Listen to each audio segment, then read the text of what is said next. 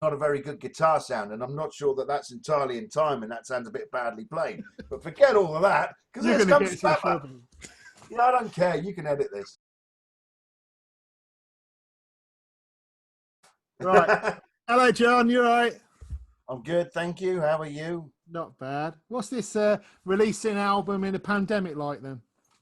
Well, I'll tell you what it's like. It's like no choice. The wheels. It, anybody that's successful gets to put theirs back. Well, I mean, if I don't release this, well, I don't have a choice. It's not really down to me once you hand it over. And then obviously the wheels of Inside Out have to keep turning, don't they?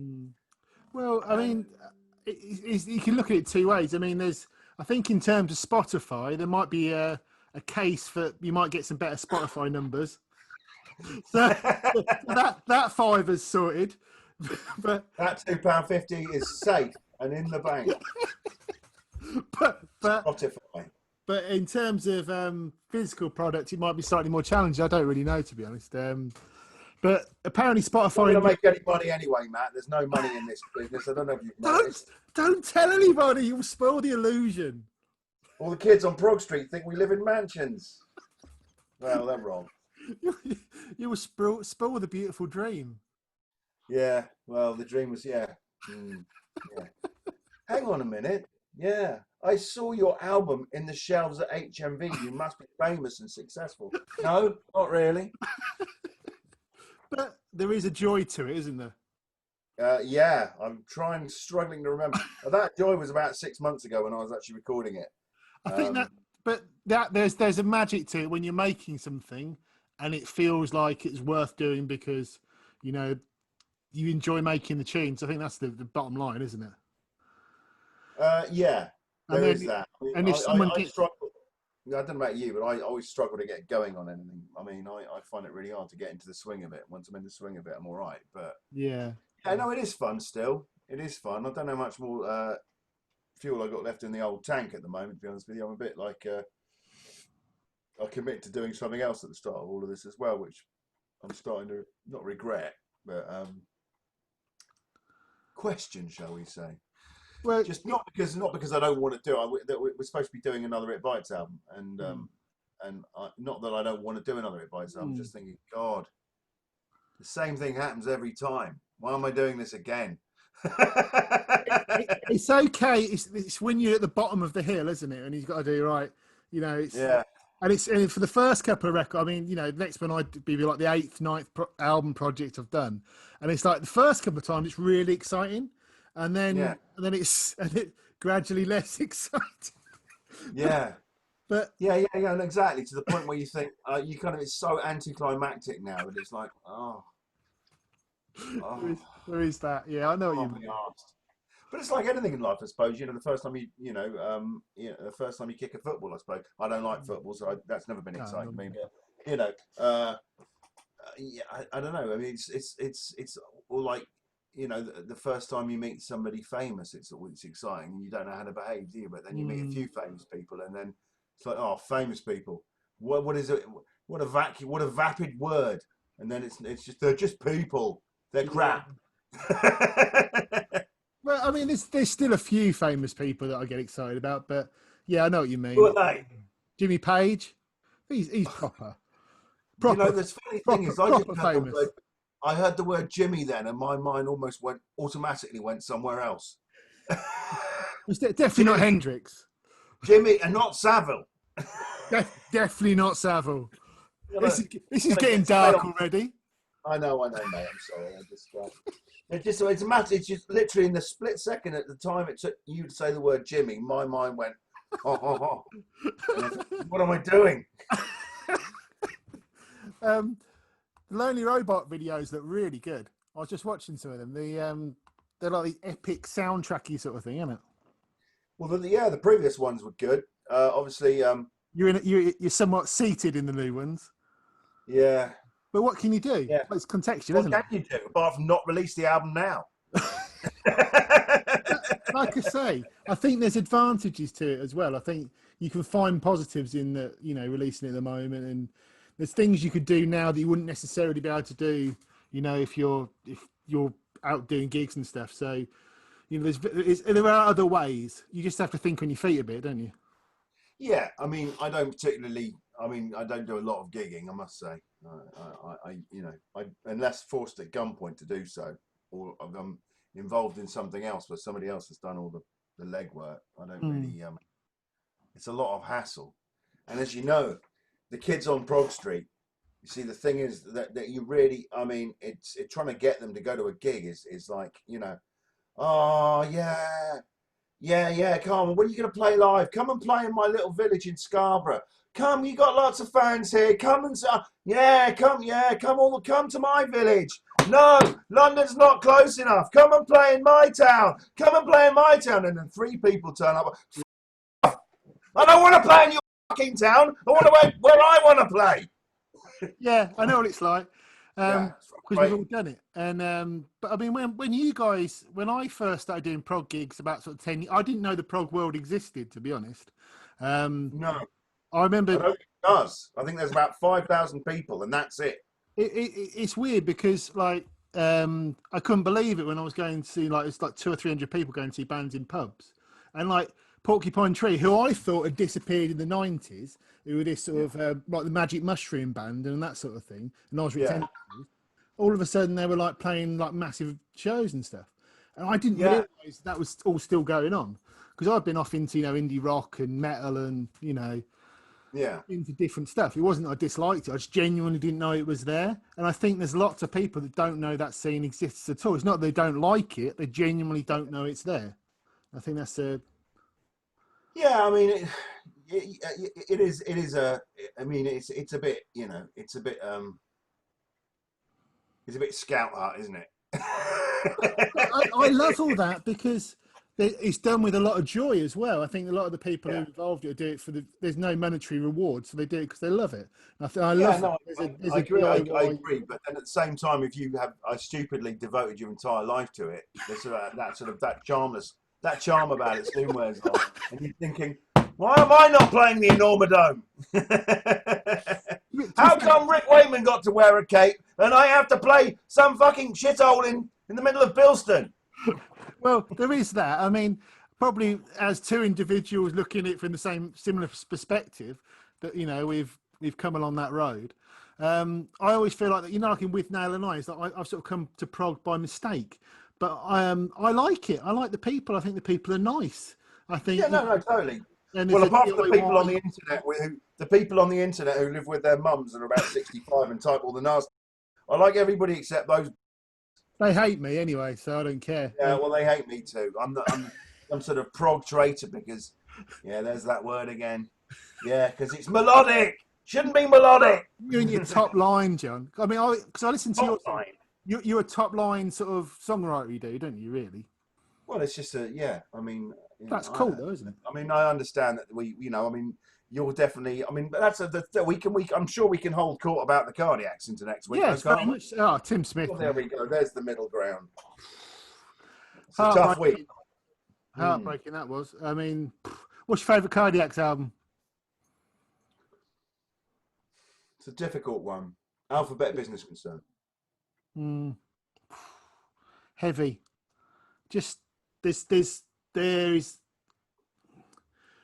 is something about, but the thing with Tim Smith is there's a thing that runs through his songs where you can hear that it's not going off on random tangents. There's a line going through it, isn't there? You can hear where the melody. I mean, that's the thing. When you actually start listening to it, there is a logic to it. It's just the fact that the logic it goes around in such long loops that you've forgotten where the first part of logic started.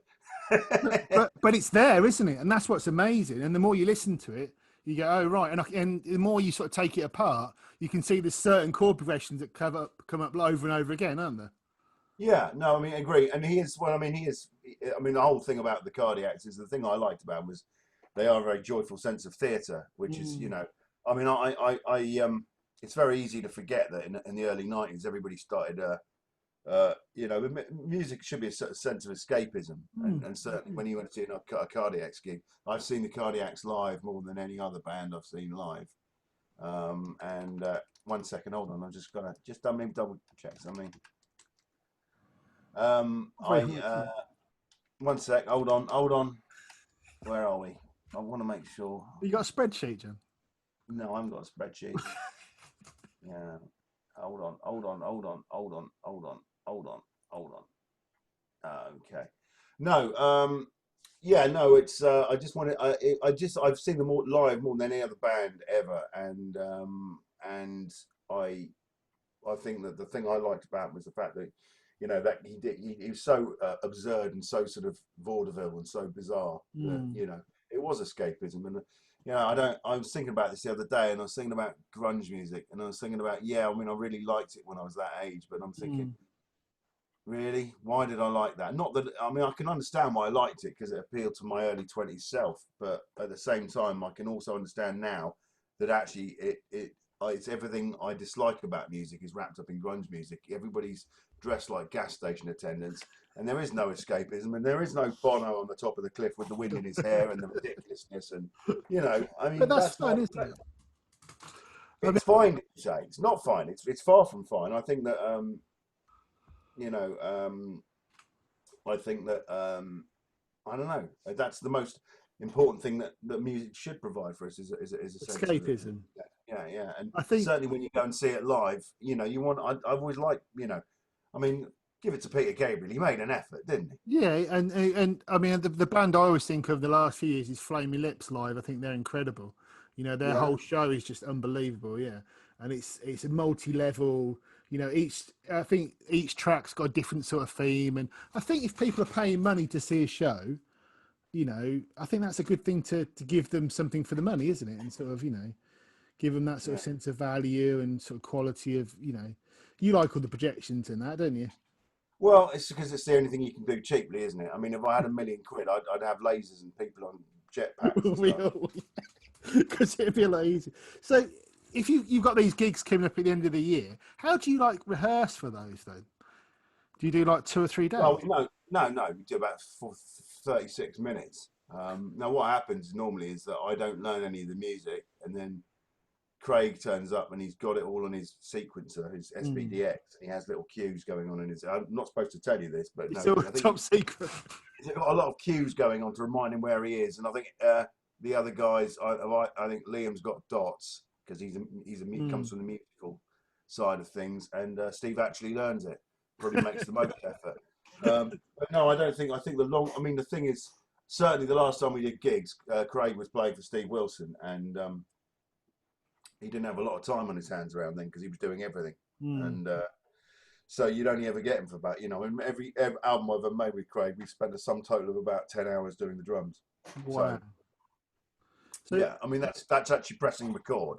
That's not all the editing. so Not in terms of, so you wouldn't we get like a day's rehearsal then, even that? probably we might get a day. Yeah, tops. Because that's terrifying to me. Because like Yeah, it is. It is terrifying. that's a different world to everything. Because I mean, we've always been like rehearsed 2 or 3 times a week for 6 months before we do a show. You know what I mean? It's like Yeah, well, absolutely, and that's that how it sounds should be. But terrifying. everything that I'm involved in doesn't allow for that. I'm afraid.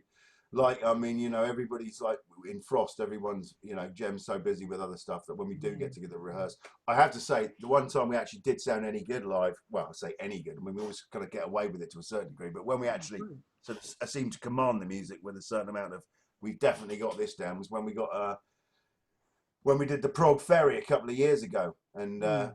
and we got locked in Sweetwater Studios in America. We spent about a week there rehearsing with Nick DeVigilio, which Craig Mm. couldn't do it at the time because he was off Mm. with Steve Wilson. So we had to do that. Well, we didn't have to do it. We did it with Nick DeVigilio, and we spent a week rehearsing. And boy, did it sound good! All that's been forgotten now, like tears in the rain, as they said in Blade Runner. But I just think so much performance is having. It's not just knowing the material; it's having that confidence, that swagger to play it, and that must be terrifying if you haven't, had the chance just to piddle about jamming on it for a long time and stuff. Because every time I've seen you, you seem really confident.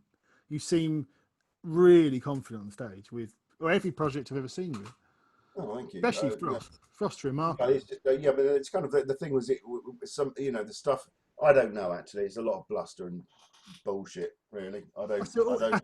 That's all it I'm is. not very good, and it's good. Fortunately, the thing about it is, I am good at memorizing music very quickly. That's my superpower. But I can't jam for love nor money. So if you are absolutely appalling at it, I'd be like the world's worst blues musician. I'd be absolutely. It's just as well I can't stand blues music because I'd be rubbish at it. But I quite like listening to it on occasion. But that's the way, isn't it? You wouldn't necessarily listen to the music that you play, would you? I mean, I certainly. What were your influences when you were growing up then? What sort of stuff were you growing up? No. I would say growing up, biggest influences. Well, Iron Maiden was the first one. Yeah, same. Iron Maiden was the first one. Everybody goes through Iron Maiden. It's like Iron Maiden. No, you can't.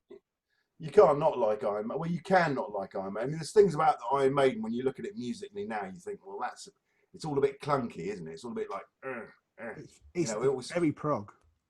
It is very prog, and it speeds up a lot, and the bass doesn't really sit with the drums very well. It sounds like somebody fighting knitting needles, and but no, it doesn't really matter. It didn't matter when you were a kid. No, it's a joy. What you think is amazing, it's just the whole, that you're blinded by science. You think Iron Maiden, and it's all conceptual. You thought all the lyrics about, man, he's written a song about like like a dog fight and all this and all that, and wow, and this one's about he's taken a poem there, and it's like, wow, this is heavy concept stuff. And you don't actually analyze the music too hard when you're a kid because you don't understand what playing in time is when you're a kid. Well, certainly, being a little middle-class white kid, I didn't have a clue what playing in time was until I went in a studio with Simon Hanna, and he beat me around the head with a metronome for about a month, and then I kind of learned what playing in time was. Yeah, we had no idea. Yeah. So what came after Maiden then, John? Maiden, I tell you, it's bizarre. I sort of got into music. I got into Yes completely by accident. I was one of those guys that was really into noodly guitar playing, and same. Yeah. And you remember those Shrapnel? That was it. And there was an album. I think it was called Guitar Masters, and my guitar teacher gave it to me, and he said Guitar Masters, and at the end of it, he put a little question mark. And he gave me this thing on cassette tape, and he played it to me. And the first one was Greg Howe. Yeah, I remember Greg Howe, yeah. You remember Greg Howe? Yeah, I remember Greg Howe. I went to the W.H. Smiths, and I found Anderson, Bruford, Wakeman, and Howe. And I thought, wow, Greg Howe's on an album. So I went and bought this album, thinking that this was going to be Greg Howe on guitar, but no. I'd prefer Greg Howe, to be honest. Well, I would prefer Greg Howe. Well, let's pitch it. Let's pick this. Get me Wakeman. Well, it's kind of. I want Greg. Do you not think that's the strangest way to get into a band completely by accident? I actually bought the Anderson, Bruford, Wakeman, and Howe album because I thought it was Greg Howe, and then I got into Yes. So, but the thing was back then. But I still don't like Steve Howe's playing. I don't get it either. No, but I got it for 5 minutes in about 1971. But he doesn't know when to stop playing. It's like, okay, Steve, that's your bit. Now here comes the vocal again. No, keep going. I mean, Yes, that really my cup too. Trevor Rabin's an amazing guitar player, though. Wait. Now, that was the next thing that happened. Was then I was like, this is Steve Howe. I'm not sure I like that. What came next was Trevor Rabin, and he was my guitar hero, and still is to this day my favourite. My sort of, not because he was the world's greatest guitar player, but just because he actually he played for he played for whatever he was playing in. He was playing for the song really, and he could seriously.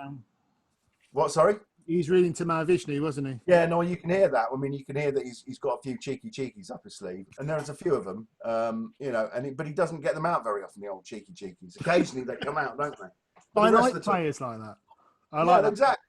But going back to Shrapnel, I remember when I met Carvis, and it was one of the first things we spoke about was Shrapnel Records and Vinnie Moore's Time album. And right. I think there was our generation. That was a certain. I think that the Shrapnel scene was kind of a touchstone for a lot of us, wasn't it? Because that was a aspiration. Guitar After Practicing Musician magazine. It's kind of aspirational. Yeah. Like sweet picking and stuff. Yeah, I mean that's certainly and I kind of it was around that time I really got into Eric Johnson as well, and he had that thing about circular picking, which is the kind of thing that I kind of got my head around and sort of tried to perfect as best I could with circular picking. And whilst everybody else was like doing like a hammer drill, and I was just sitting there smugly just doing that with my little fingers. So that was that was from my guitar playing point of view. But then Sort of, suppose the generation. I mean, I'm 45 this year, so I mean, and like, I I just know. turned 47. Get over yourself. And it's you know, I'm afraid it's happening to all of us, isn't it? Well, yeah, I mean it's the circle of life, my friend. In the Yeah. words of Elton John. You know, there's sort of, but there's a lot of us who came through, and there was like you say, the shrapnel stuff, and there was a certain aspirational level of guitar playing in them days, weren't there? Yeah, that totally was. I mean, I mean, you know, yeah, I mean that was the thing, and I think that's another thing. Obviously, people like yourself and myself. I mean, that's another reason I'm offended by grunge music. That all of a sudden it wasn't important to play guitar anymore. And it's just like I remember when I heard Pearl Jam, and every time he played a guitar solo, and like the rest of the track seemed to just they had some weird compressor on the mix on that first album, and he started playing a guitar solo. It was just like an absolutely shit guitar solo. It's like, why are you even doing that? Why just not do that? Just don't do that, and the song will be better without you doing that. And plus, the mix won't go wrong. And obviously, and I was just thinking, if you're going to play a guitar solo, be good at the guitar. It's not difficult. You don't have to do it. I suppose it was slightly galling that it was almost to get into the game, just to get a bit of skin in the game. You had to be, like that had proper guitar chops. I mean, your Malmsteen, your Vi, you had to be like 89, 90. You had to be really good. And then about 91, it was like, well, don't need to do that anymore. Yeah, no, but I mean, I still to this day. I mean, I don't. At one point you grow up and you think, well, it's not really all about that, is it? Yeah, I mean, no, occasionally you might want to unleash the beast in the east just to impress the odd Billy Bunter. But at the end of the day, I know that that's in the bank if I need that, but I don't necessarily want to do it because that's not really the point of this. That's not really the point of the music that I make, really. No. I mean, what I mean, I think the key thing is what you learn later on is what you actually want to do is move people and try and get some sort of emotional response. That's the key to absolutely, and without, yeah. So I'm like the sort of prog version of Michael Bolton, wasn't it? But I think the records that like, and that's another thing. Like Cardiacs, those songs are quite moving. There's a lot going on there. There's definitely an emotional connection. When like the early '90s, I was really into like Jellyfish. Do you remember Jellyfish? Or you like? I was a massive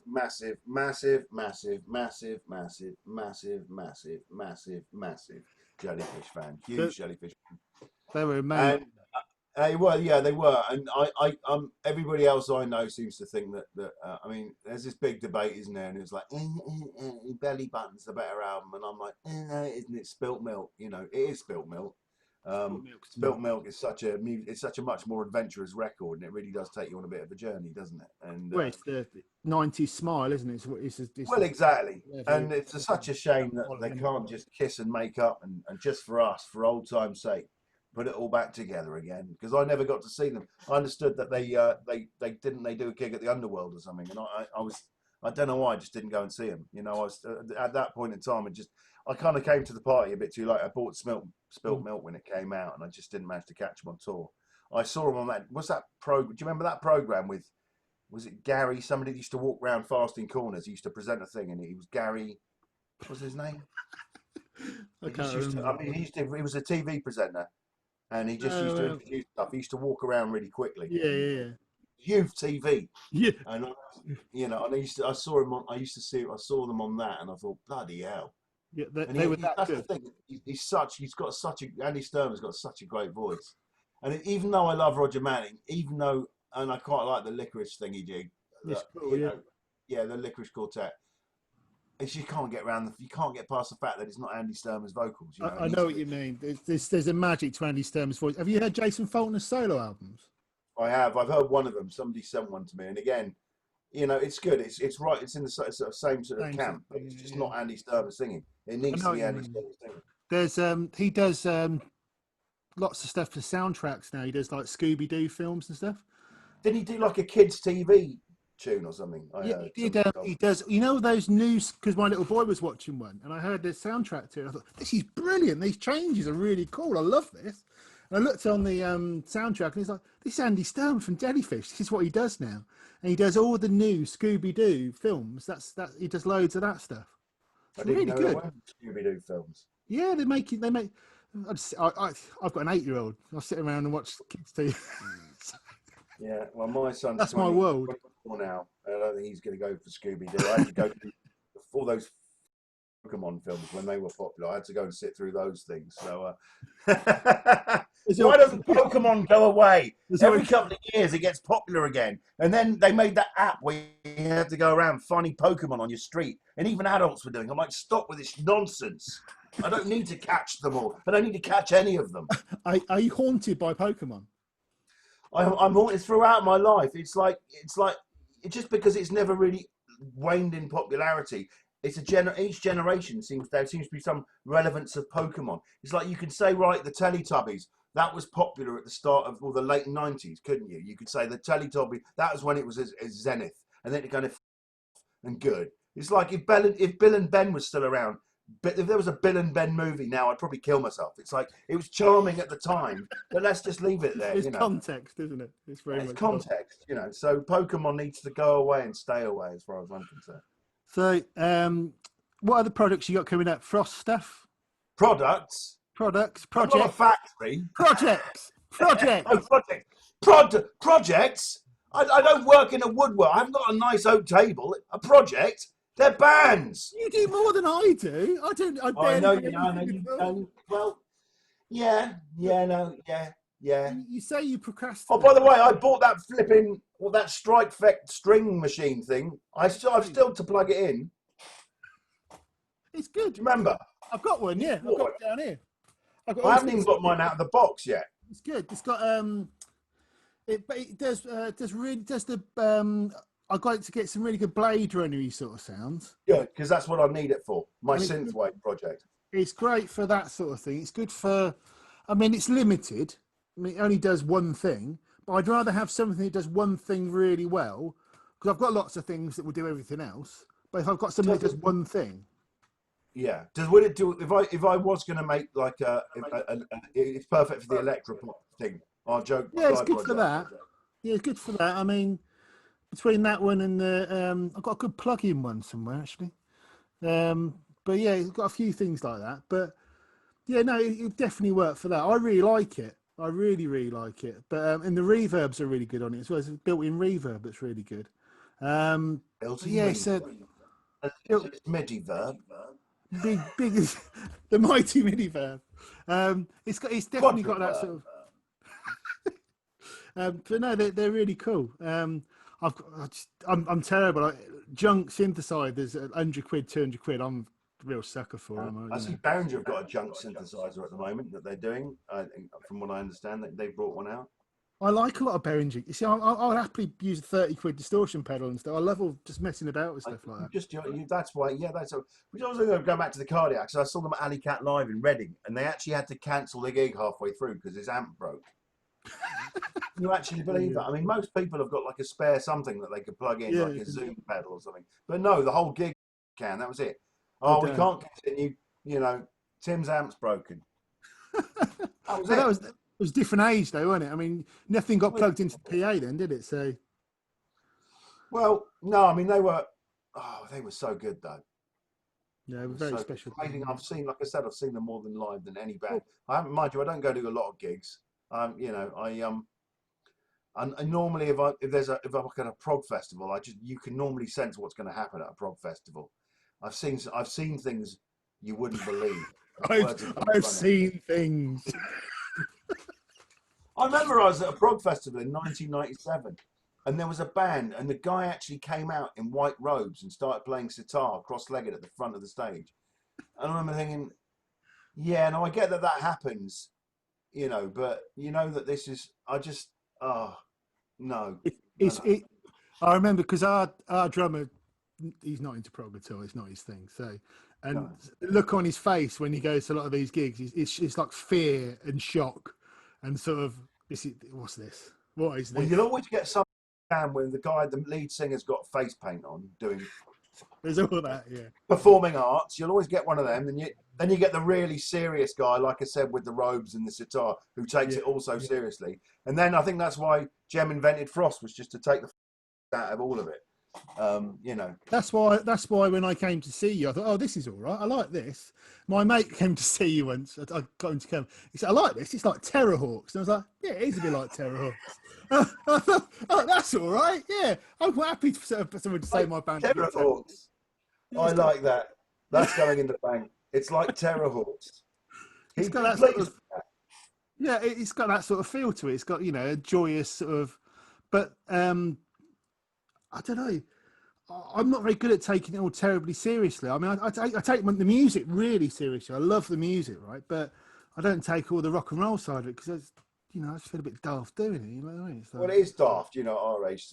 I mean, you know, you can't throw any shapes at the age. I've got past the age of about 25. The back will go. Certainly won't fit in any skinny fit jeans. There's no chance of that happening. And yeah, it's difficult to know how to, you know, you're too old to smolder. So, you know, and it's progressive rock, and there, you know, there's not a lot sexy about it. Had I known that this was going to be the case, I'd have probably joined a funk band or something. But, you know, in my mind, when I got into all of this, I thought, you know, this is going to go on stage, and the front row's going to be supermodels, and I'm going to be there with my acting like look in Jimmy Page. And of course, the opposite is true. It's not. It's a slightly different demographic of people, shall we say, to be diplomatic and not offend anybody. It's certainly, yeah. A lot of sexy old guys in the world, I've got to say. If you like, yeah. I mean, I just didn't know it all existed, and like I say, until about 10 years ago, and I sort of I met. Where the fuck have you been? I was indie rock gigs and metal gigs, and I was having a great time. I was at the Libertine. Yeah. I arrived in London, right, from Northamptonshire, and the bands playing the pubs at the time were the Darkness, the Libertines, all that stuff. So I just went and hanged around with the bands doing those sort of bands. And when I started talking about the Mad Vision Orchestra and King Crimson, everyone thought I was mad. And no one was particularly interested in the Mad Vision Orchestra and King Crimson. And funny enough, I don't know why. And then I, you know, carried on playing in bands, and then until eventually I was putting stuff up online, and someone said, "Do you want to go and play these prog lot?" And I was like, "I didn't know there was a prog lot. I didn't know this is this a thing? Is this a prog thing?" So, you know, well, apparently there is a you know, there's a small but happy collective of people. The thing I find several things odd about the scene. Everybody knows everybody, you know, and everybody seems to like everybody. I mean, not like musically. I mean, you could go and see an IQ gig, and one obviously, you know, this is neo prog, as the experts like to touch neo prog. It's not real prog. It's not the atonal shapes of King Crimson at work here. It's pop music, but with a progressive edge. But when I went to see you, I thought, oh, they must like Jellyfish. This is good. I like this. Yeah, I do. I do like Jellyfish. And I was like, oh, they're not. It doesn't seem to be messing about. The arrangements are really interesting, and it sounds a bit like Jellyfish. I thought, oh, I like this. And then, oh, this is prog.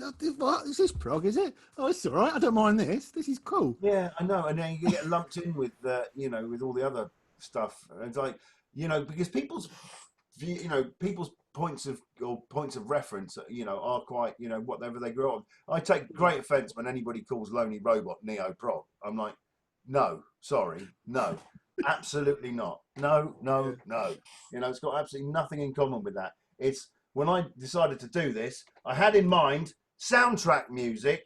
That's what I thought. Some dick in a spacesuit and some metal riffs, and that is it. Yeah. I can see. Well, no, I can totally see that. That's where it's come from. Because I, to be honest, I didn't really know much about. I didn't know what neo prog was. To be honest, I just didn't know about it because we didn't really have it in Northamptonshire. We didn't really have. No. We didn't have it. It just weren't something I knew about. It's supposed to differ. It was a genre that sums up, I think, you know, a lot of the early 80s, 90s. You know, like your Palaces and your. You know, it wasn't that I disliked it. I just genuinely didn't know it existed because I was into thrash metal. I don't dislike. No, I mean, I've got a great fondness for IQ. I mean, I just didn't know about it. Yeah, I mean, I've been doing this. I mean, in the prog ghetto since I was 23 years old, obviously.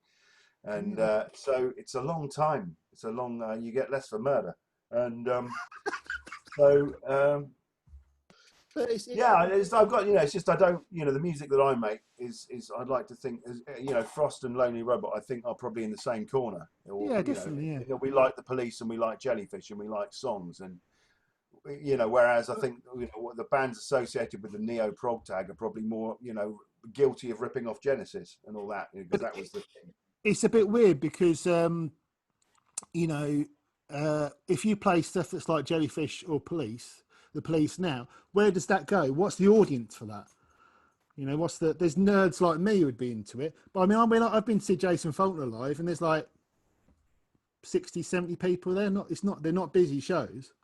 No, it's a difficult thing to say, but that's the thing, isn't it? All the music that I grew up liking, I imagine you grew up liking, I loved It Bites, but they weren't massively popular. I loved King's X. They were like a bit weird, weren't they? Great band. You know what I mean? But they weren't massively popular. No, because they were like halfway between metal and the Beatles. It's like when you don't put your foot in one camp and solidly put it in a camp, people get confused. me and my mates loved King's X. They were like, those harmonies are just unbelievable. I know. I was very lucky. I got to go on tour with them. I supported them. I was in a little punk, a little sort of alt rock band that I had called the Urbane, which I sort of started doing in my early 20s, and I went on. The first album I did for Inside Out was with that band, and they stuck us on tour with King's X, and we had our own tour bus, and it was the coolest thing. Yeah, I was going to say that's proper. That is. And they were absolutely lovely people, and it was a voice. You know what I mean? Those harmony vocals they were just yeah. But you sort of look at someone like they think, well, if they can't become popular, what have you got to do? Well, exactly. It's to become, but then, we could get in that. If you ever look at YouTube comments for like the music that we like, you always see the same comments. And I was looking at this the other day, laughing my arse off, going, "Oh, mate, how cliched are these comments?" Because they always say one of two things. "Oh, they don't make music like this anymore," or "How come this is better than any of the charts?" Yeah, but it appeals to you, and the in the charts isn't aimed at you, old man, is it? It's aimed at fucking young people. And also, to be fair, a lot of the stuff that's coming out now, the production on it's so complex in terms of the arrangement, it's nuts. If I was a kid now, I think, the way hip hop and stuff's being produced at the moment, the complex and pop music as well. If you heard Poppy, check it. The Poppy album is. I'll send it to you. I'll send you a Poppy. Link. Yeah. Pop will eat itself. Not the poppies. No. All right, not the poppies. I'll send you. It's it's a bit of a weird story to it, but it's another thing where that's got a real Jellyfish thing about it, and but the production's all over the place. It's got some real death metal bits on it as well. But I think at the moment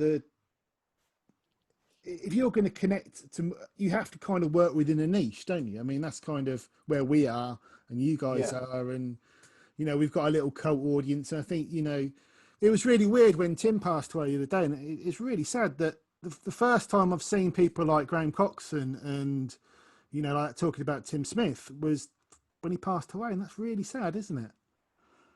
Well, famously, those guys have. That's the thing. Was that in a way, it's like when Damon Albarn shone his light on the Cardiacs and said how much he liked him. It became very popular to like the Cardiacs, and it's like when all the birds started wearing Motorhead t-shirts. It's like, that's not to say that I'd never wanted the Cardiacs to be successful. If they posthumously released "Is This the Life Now" and it went to #1, I'd be the first at the front clapping my arse off. But it's just a bit like, where were you?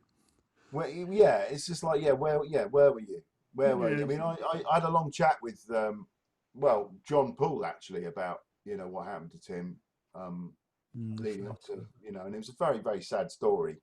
How we don't have to get you've probably spoken to people about about it, and it's just an incredibly sad story, and it's just like didn't have to happen, but maybe it would have happened anyway in a different context. But at the same time, it's what you know what I mean? I know, yeah.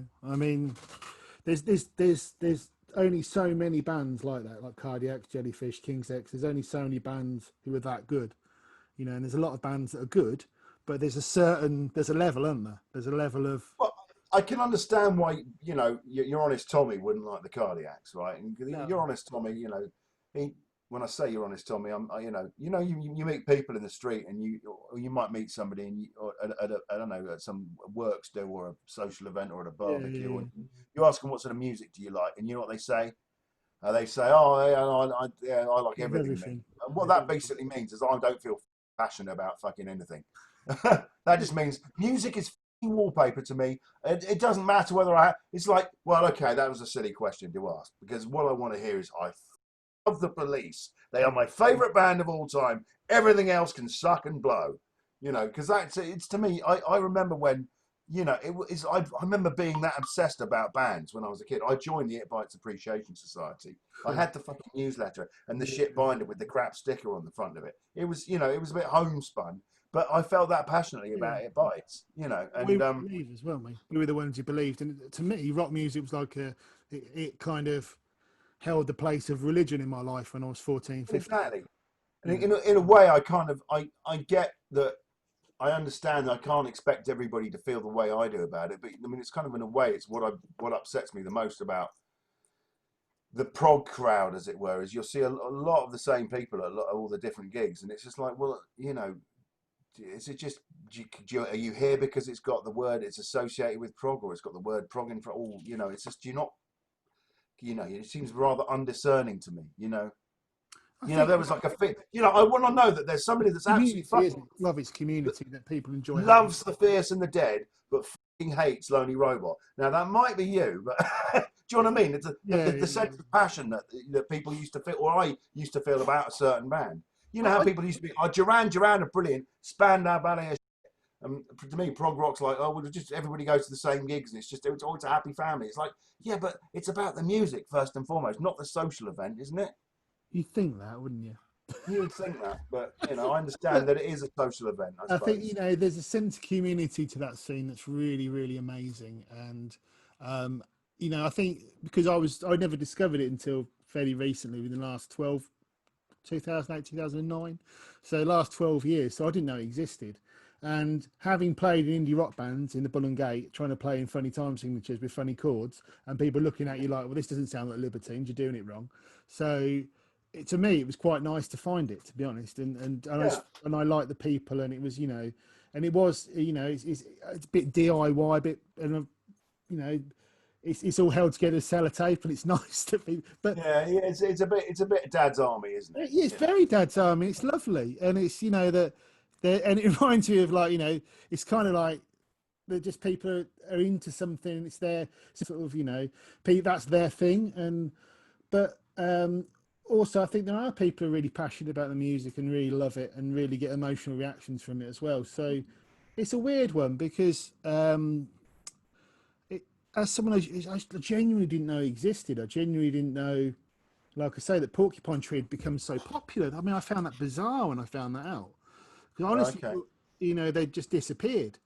But because I kind of got out of the metal scene and I was into sort of like, like Cornelius or stuff, electronic stuff and Yeah.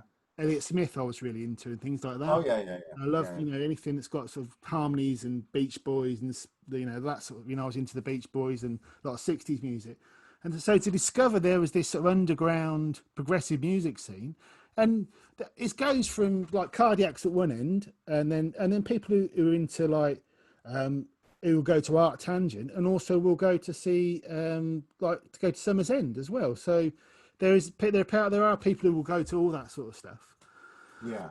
But yeah, it was just it's like it was a bit weird when you sort of go. It's a bit like Narnia. You go into Summer's End, and it's like there's this thing that isn't existing anywhere else, but in this one room, there is this magical thing where everyone's holding hands and believing in the prog, isn't it?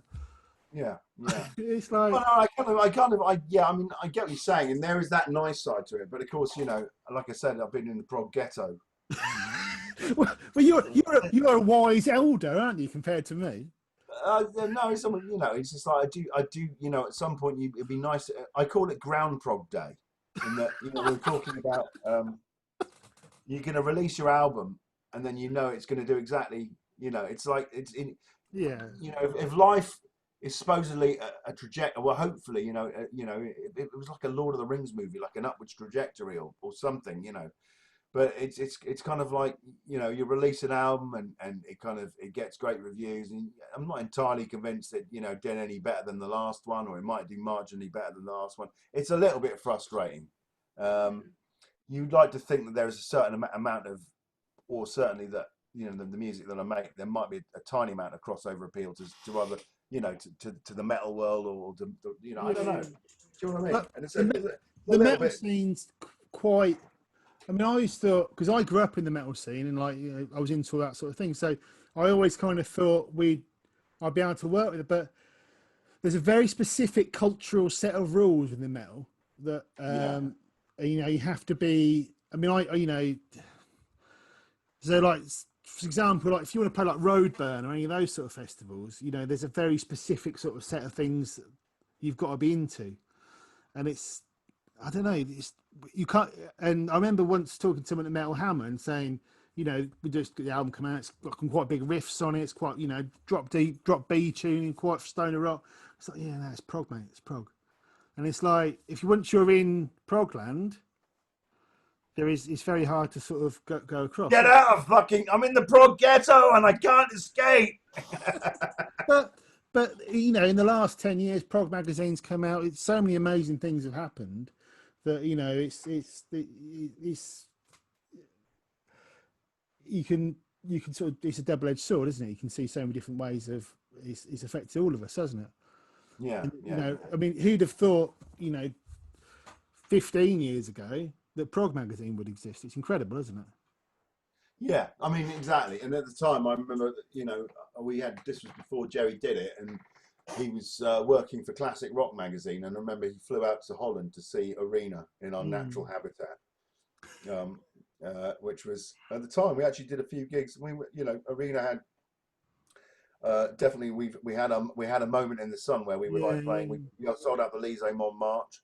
I remember, we sold out the Paradiso, and Jerry came out to see us and reported on it, and next thing you know, we actually got like a three-page spread in Classic Rock magazine, which was like unheard of at the time. And then Prog magazine came along, and all hats off to him for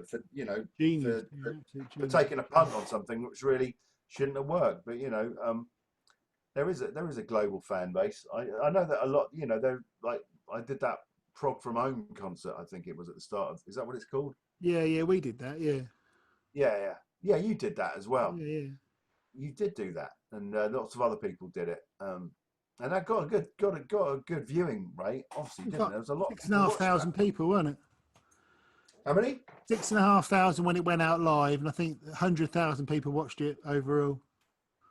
Yeah, that's pretty good. Not a vastly advertised thing. It was pretty good going, I thought. Well, considering I was talking to my mate, we did it together. I said to him, like, your video was really impressive. Ours was me and him sitting here. I watched it and I thought, I didn't realise the stakes. I thought, you know what, we'll do it. There'll be like 200 people. Well, I thought every other just going to sit there in their kitchen with their guitars, and I'm not having that. I bet every other musician going, all right, that's how it is now, is it? Right, okay, next time. We've got to be a bit of production value in these things, even if it is 3 balloons. I was like, right, I'm going to buy a drone. Where do I get a drone from? Can't be that expensive to buy a drone. No, 45 quid off eBay, mate. I was going to say, yeah. I thought, right, stakes are up. Well, I didn't realise this. Didn't realise this. And then Peter Jones, he did a bit of Genesis. It's a cheap shot. But me and Kev, joking. We learned to play Starless for Joe Kendall's birthday party. Quite bad, right? But and I should have thought, like, we could have won this. We could have done Starless. Was it a competition, mate, or was it? What it was? Because it's a competition. Mike Portnoy, Jellyfish song, cheap shot. You even had me. I have to say though, I watched it, I got a bit teary. It was really. I did. You've got the spinning the Rolodex, Roger Manning. Right, let me get on the phone to him. Ah, Cause yeah. No, I mean, at the end of the day, you know, there's certain things, you know, you're always gonna get people on the side. If you do a Genesis song or if you do a Jellyfish song, that's automatically gonna win points in people's favour, you know. And it was a fun thing to do, though, wasn't it? I suppose. it really was. And I really enjoyed it. And I was like, but yeah, I was properly emotional. I was like, because this was like someone who they were my heroes. You know what I mean? Most of the time in Progland, not being funny to anyone in Prog, but I either don't know the references or it's just not really my cup of tea, or you know what I mean. But Well, Jason this is Felt, another strange thing about Progland is fans of Prog think that you and I actually are massive fans of Prog and we know exactly, all the yeah, they Prog know the bands. stuff, yeah. But I haven't got a Scooby Doo who anybody in the Progland is. The only bands in Progland that I know about are the ones that I suggested to Chris Hillman we signed to our little label, and that's it. They're the only people I know in Progland, It's and weird, isn't it? that's extremely ignorant and insular of me. But that's the It way just, it is. but the thing is, you can't. I think you're better off not faking liking something if you're not into it. You know what I mean? It's like you have to have some integrity there, don't you? So Well, it's fine music to play. It's great fun to play, isn't it? It's not necessary. I mean, it's like in a way, it's like the Cardiacs. I don't know that. I can say the Honest Tommy wouldn't necessarily. You know, if you stuck him in a gig, you got more chance of convincing the Honest Tommy that the Cardiacs are a great band if you stick them in a gig because mm. it's so. It was so. It's such an intense experience that you know if you just sat down at home, and I don't think necessarily they ever recorded particularly brilliantly. I don't know how you feel about it, I'd but agree. Oh, I think "Sing to God" sounds good. I like the but "Sing to God" sounds of its time. But and "Sing to God," I see. I like those Proteus string sounds on it, and I know they're yeah. wrong. I know that they're not cool things to be into, are they? Well, Because they are again now in a way. All those, you know, see, I bought up a load of Proteus modules a few years ago, so did you? You really do. I bet you've got like a. I bet you've got a room full of old equipment. I bet you've got an Evans Echo book. Yeah, I've got one of them. I got one of them. We've all got. I bet you've got a DX17 somewhere knocking around or I something. haven't, but I'd like Yeah, one. I'll send you one. I've got a spare. But the thing is, I'm talking to you on a MacBook that's got it's thousands of times better, right? And I'll quite happily stick that through a few pedals just because you get an interesting sound out of it. That was kind of the thing about Keane, wasn't it? He put pianos through effects units and like Mm. keyboards and stick them through like my favorite pedal. Everyone's got a favorite pedal. I mean, I don't really use stomp boxes anymore. I use horrible bits of lovely. Oh, you can't You see got it. that Boss one? I got that GT1000. Yeah, Yeah, they look really cool. it is awesome. It is absolutely awesome. You see, And I won't ever go near an amp again. I just won't. I no, can't be I bothered. don't blame you. I mean, I've got the Helix effects, and that's incredible. I mean, also, you can line everything up in so much of these sort of boutique pedal things are multiple effects stacked on top of each other in Yeah, interesting ways. So you'll have like a delay with a vibrato after it, etc. And with that, I can stack up as like 9 different effects in a row and trigger yeah. them on pedal. It's incredible, and it sounds Yeah. really good. And incidentally, VB2 is my favourite pedal, and you can't Vibrato. find them on eBay anymore. The sort of dark blue vibrato pedal that Yeah, Graham Coxon made popular. I think You know, in that's the Girls and one. Boys. I You think, remember Girls and Boys? yeah, I know exactly the one you mean. That really horrible, weird guitar sound. And I think Tom York used them a lot as well. These are good. He's a good. He's a These are good. good. Ebenezer good. These are good. And Behringer do a copy of that Boss pedal for like 30 quid. Yeah, well, you can't find them on eBay anymore, and that's mainly because I Yeah. bought up every fucking one of them. There's about, I've got about 20 of them or something. So Are you I'm ever just going to waiting use for the them? price to go through the roof. Then I'm going to have a bit of an eBay thon. I'm still hoping for my Emu sampler to go through the roof. I think that's going to be the investment. I'm Yeah. hoping, yeah. Well, I'll tell you what the big investment is with me is I've got a Juno 60, Oh, and I bought that for 20 quid off a bloke down the oh, pub. And Jem that, keeps sending me pictures off eBay going, look at what they're at now. Look at what they're at now. I'm like, yeah. I've done well, my lord. Wow, that's an incredible investment. Mm. Once again, they're brilliant, but Behringer do a knockoff for like £300, don't they? That sounds identical, don't they? You're talking about the what's it called? Yeah, the can't remember what it's called. The knockoff, the Behringer knockoff. Yeah, Hang on, but hold on.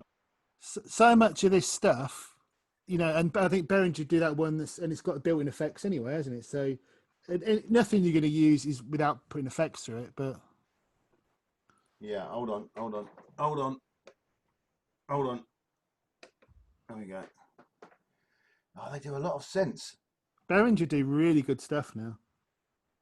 MSUB, is it the MS1BU, that one? Can't remember. Let's have a look. I'll have to look on the computer now. I'm actually Googling on Zoom. That's like proper entertainment. This is entertainment.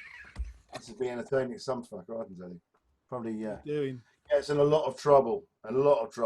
But I think now is probably the best time ever for gear. I think you just so much stuff, and like I say, there's that. I mean, I love pedals, and I am quite into it, but I'm getting to the point. I got this Line 6 Helix thing, and it's just like I don't really need pedals anymore. I mean, I can just. You don't need pedals. The only reason you need pedals is to annoy people in studios when you have to unplug them and all the Velcro and all that unplugging. And it's too noisy. Get rid of that one from. I've got to lift it out the thing and it's Velcroed down and you make that clicking sound and you just look cool because you've got pedals.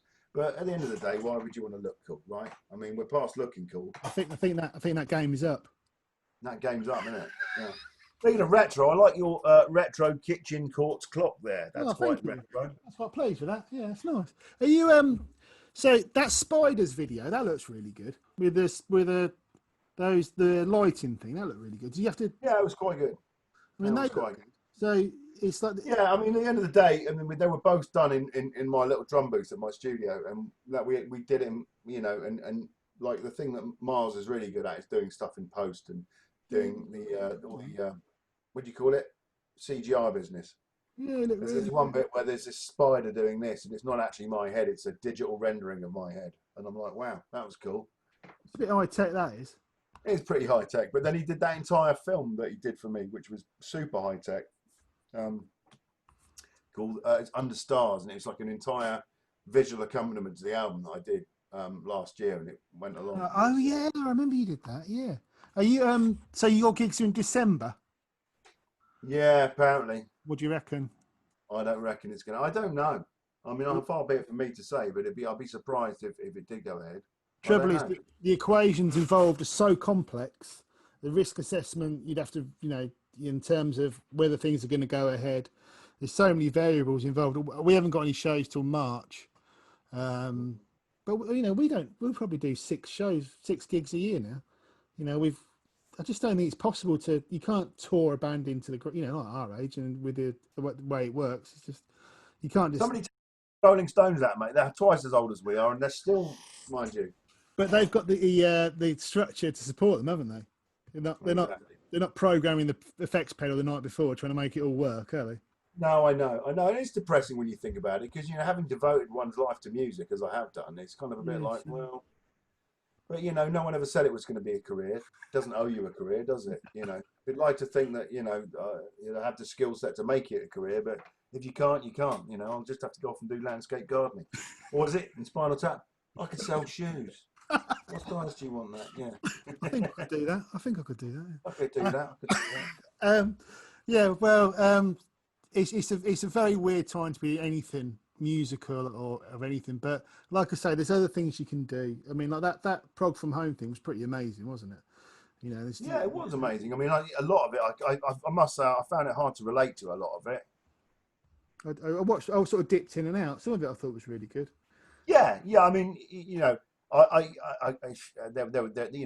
don't want to swing the pendulum of blame or point the finger of doom, but I just like the music that I like, and I just couldn't relate to some of it. I was a bit like, well, that leaves me a bit cold, and some, like the idea that many people wanted to get involved in it. I suppose, like Live Aid on a Blue Peter budget, it's quite impressive.